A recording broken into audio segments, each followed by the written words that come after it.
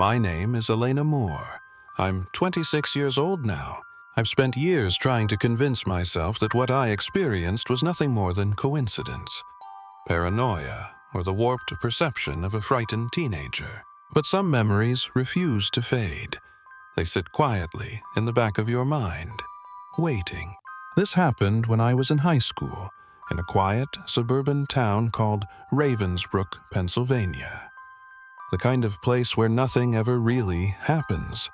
Tree-lined streets, well-kept lawns, familiar faces everywhere you go. The illusion of safety was so convincing that when something did feel wrong, no one knew how to react. There was a boy at my school. I still don't like saying his real name, so I won't. I'll call him Grayson. Grayson was different. Not in the quirky, misunderstood way people like to romanticize, but in a way that made the air around him feel heavier, colder, like something was subtly off even when he wasn't doing anything at all. He was extremely socially withdrawn. He walked with his shoulders hunched, head tilted slightly downward, eyes hidden behind dark sunglasses he never removed. Not in class, not indoors, not even when teachers demanded it. Eventually, they stopped asking. He wore the same plain gray hoodie every single day. No logos, no designs, just gray, always gray. It smelled wrong, like damp fabric that had never fully dried. He was short, average looking, I suppose, but you'd never really notice his face. His hood stayed up.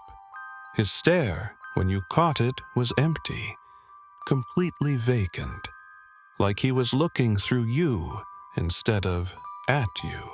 People whispered about him constantly. Grayson didn't help his reputation either. He openly told people he was a demon, not jokingly, not sarcastically.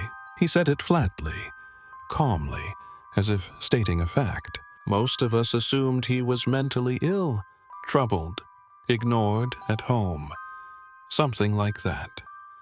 High school has a way of categorizing people quickly, so you don't have to think too hard about them.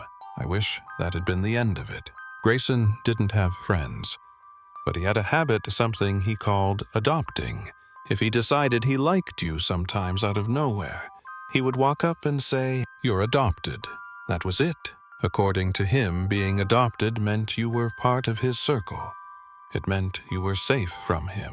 I didn't understand what that was supposed to mean. I didn't want to.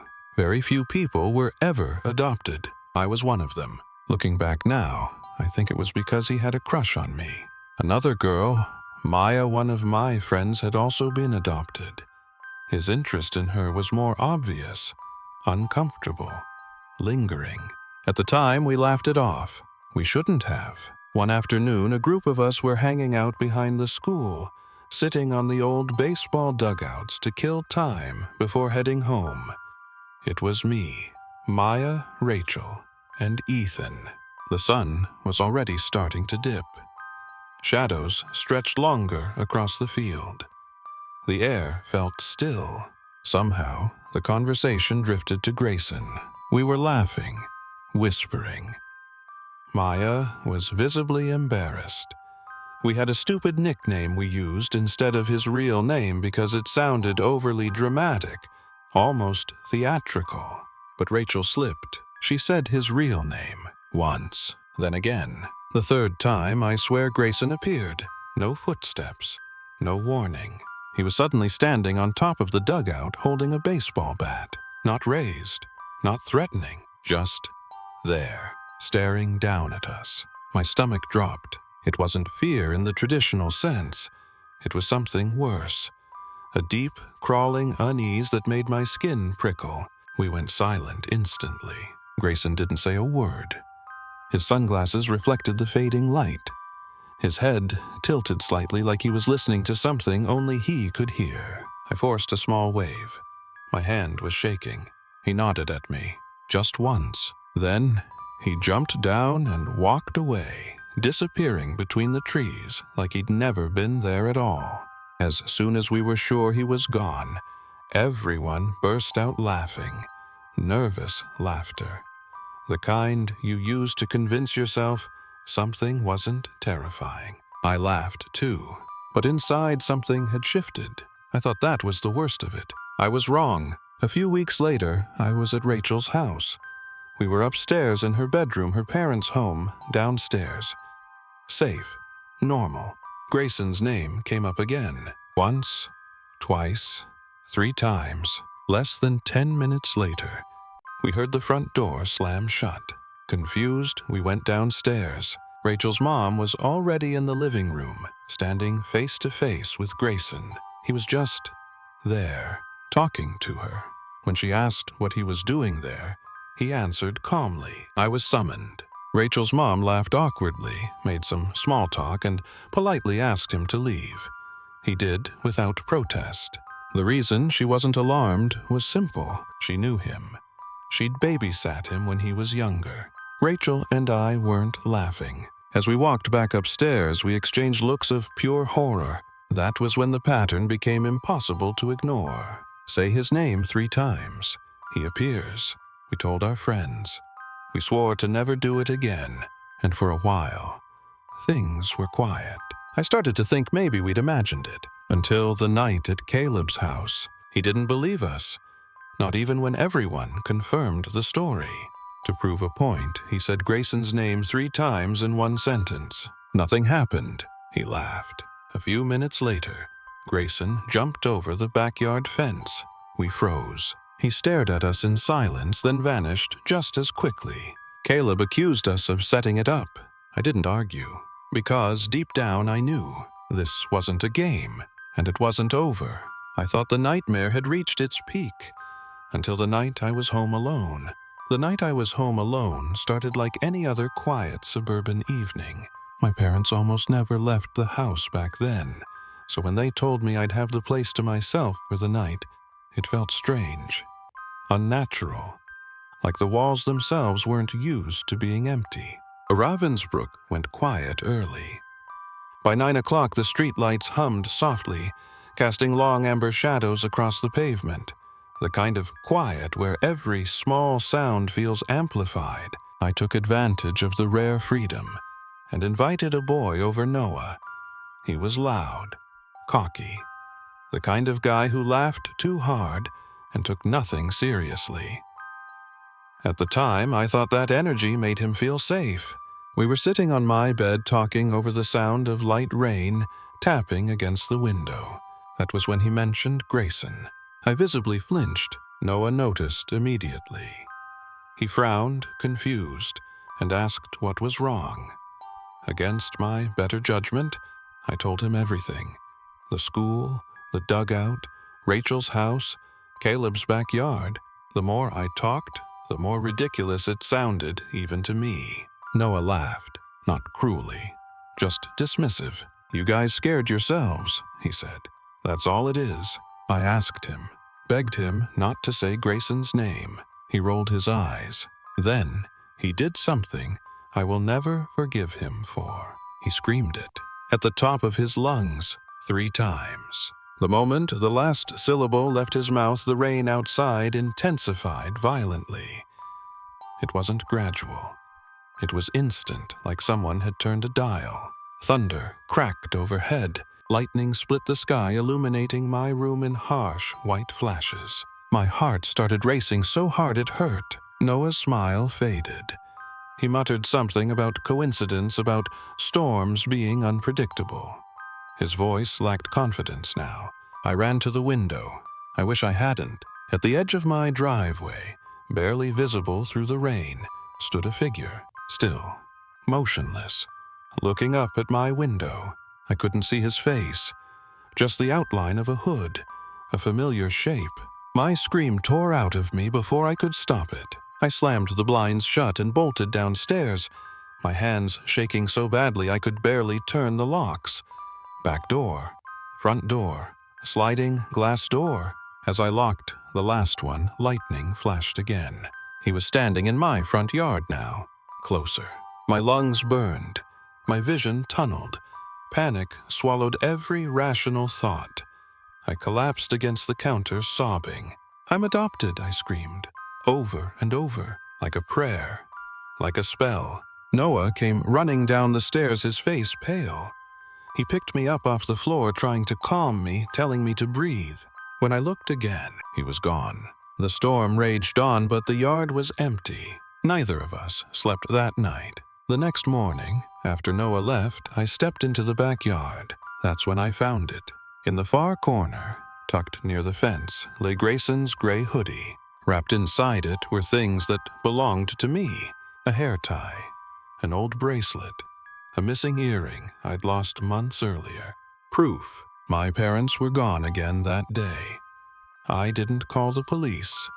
I didn't know how to explain what I'd found without sounding insane. I planned to tell them after school. I never got the chance. Grayson didn't show up to school the next day, or the day after that. No one ever saw him again. No explanation, no rumors, nothing. Life moved on, but I never forgot. Years later, I moved to Colorado, trying to leave Ravensbrook and everything attached to it behind. I thought distance would be enough. I was wrong, because some things don't follow you. They wait. The second incident happened on a snowy Saturday night. I was driving with my friend Aaron, heading to a dinner party. Snow fell thick and fast, coating the roads in white. We stopped at a liquor store, irritated but unbothered. On the way back uphill, I rounded a corner and froze. A car sat in the middle of the road, hazards blinking, doors wide open. Something about it felt wrong immediately. Too deliberate, too staged. Aaron insisted we stop. We argued. Eventually, he got out. I watched him approach the car, dread crawling up my spine. I thought I saw movement, something dark shifting near the trunk. I slammed the horn. Aaron sprinted back. I drove. Later that night, the news confirmed it. It was a trap. Armed men. A carjacking. If we had stayed seconds longer, that could have been us. The world felt different after that. Colder. Sharper. And it was only years later, when I thought back on everything, that I realized Grayson wasn't the only monster I'd encountered. Some wore hoodies, others wore smiles, and some hid inside family. I believed leaving that terror behind would be enough, but the worst nightmare of my life had already begun. I was 10 years old when the nightmares began. They didn't start suddenly. They crept in, slowly, quietly, like something testing the edges of my hunt to see how much I could take. At the time, my world felt enormous. My father came from a massive family. 8 siblings, countless cousins, and every summer we gathered at a sprawling beachfront house on the East Coast, in a town I'll call Hollow Shore. The house was old white-painted and impossibly large. It sat just far enough from the water that the sound of the waves never stopped. Day or night, you could hear the ocean breathing. The place could sleep over 30 people easily, and most nights it did. I loved that house. I loved the chaos, the noise, the feeling that I was never truly alone, which is why the dreams made no sense. They weren't monsters or ghosts, not at first. They were emotional, psychological. One night, I dreamed my mother died. Another night, my father disappeared without explanation. Sometimes I dreamed I was abandoned, left in the house alone, calling out to people who would never answer. One dream repeated itself more than the others. I would wake up, walk downstairs for breakfast, and find the kitchen empty. No food, no voices. I'd run from room to room, panic building, until I collapsed on my bedroom floor sobbing, convinced everyone had left me behind. I woke up crying every time. After several nights like that, I decided to tell Uncle Daniel. He was my favorite uncle by far. Warm, funny, gentle. He was also a licensed therapist and psychiatrist. If anyone could help me, it was him. He listened carefully as I described the dreams, his brow furrowing. He took notes in a small leather notebook he carried everywhere. When I finished, he nodded slowly. "Something's bothering you," he said. "Something deep." He told me to reflect, to think about my feelings toward my parents. I didn't understand. I loved my parents. I was a good kid, polite, obedient. But he was the expert. When the nightmares didn't stop, I went back to him. This time, he told me something that unsettled me deeply. He said I was harboring resentment toward my parents, that my subconscious was expressing anger I refused to acknowledge. I felt sick hearing it. He reassured me that fear and denial were normal, that even adults reacted this way when confronted with uncomfortable truths. Then he gave me instructions. He told me to disobey my parents, just a little, say no, argue, push back. I didn't want to, but I was desperate. For 3 days, I acted out of character. My parents noticed immediately. They were concerned, hurt, and the nightmares got worse. They became more vivid, more disturbing. I woke up drenched in sweat, my heart racing, my chest tight with dread. I went back to Uncle Daniel crying.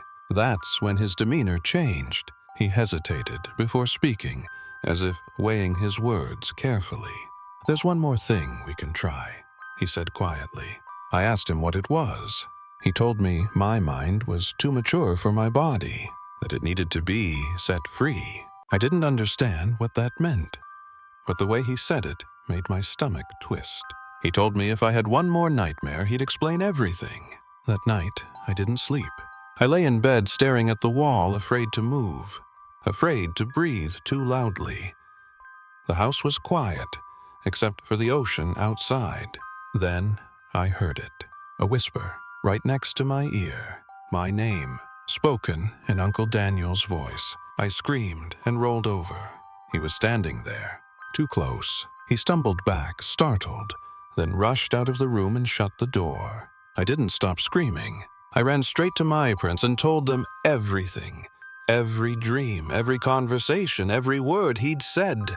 My father didn't hesitate. He confronted Uncle Daniel immediately. A fight broke out. Shouting, crashing sounds. My uncle fled.